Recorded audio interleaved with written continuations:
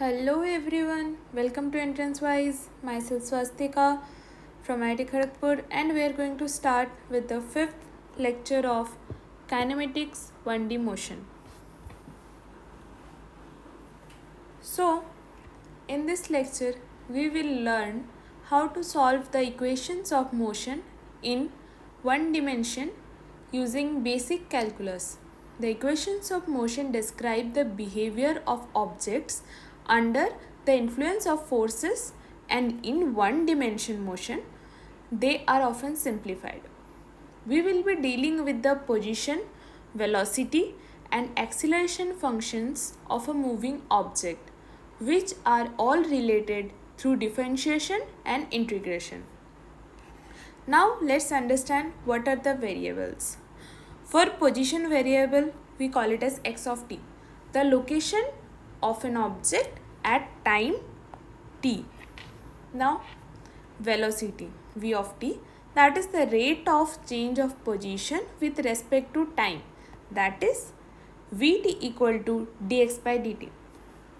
Now acceleration, a of t, the rate of change of velocity with respect to time, that is a of t equal to dv by dt, which is also d dt of dx by dt.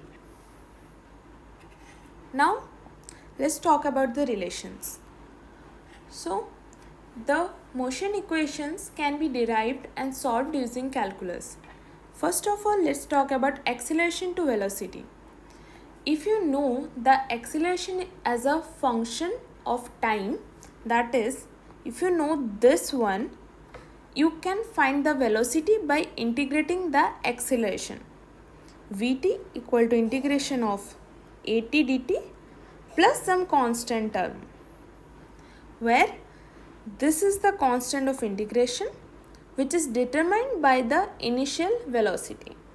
When you integrate this term, then you will get some lower limit, some upper limit, and after calculating that, when you put at time t equal to 0, then you will get the value of cv.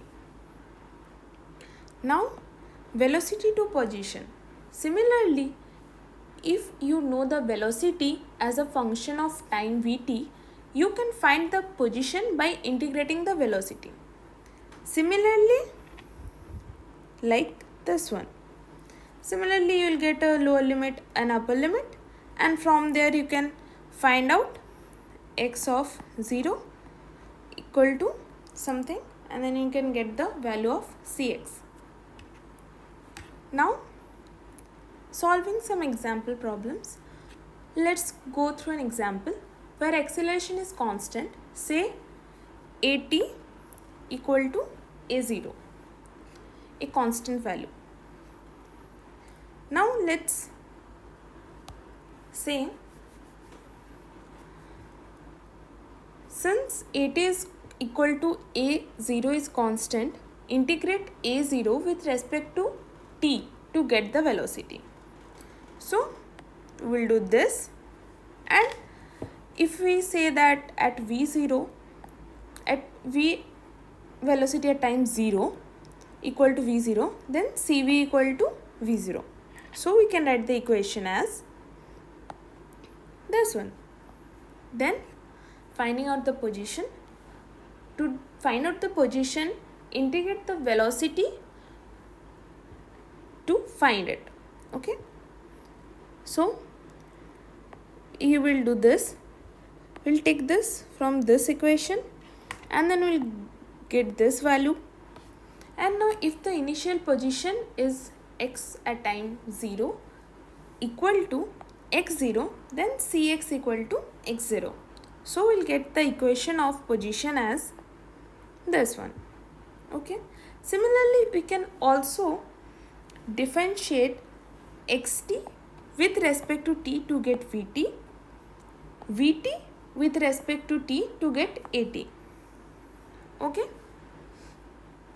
Now for general acceleration functions, the process remains the same. Okay. So we will start with the known acceleration at, then integrate AT to get VT, then integrate VT to get XT. Use the initial conditions to solve for the constants of integration. By using basic calculus, differentiation and integration, we can derive velocity from acceleration and position from velocity in one-dimensional motion problems. This process is essential for solving problems where forces cause objects to accelerate in predictable ways. Remember, predictable ways. That is, we will get the equation and we have some constraints, and then we can find out the equations and the path. Remember, the key is to always consider initial conditions which help in determining the constants of integration. Thank you guys, मिलते हैं अगले video में.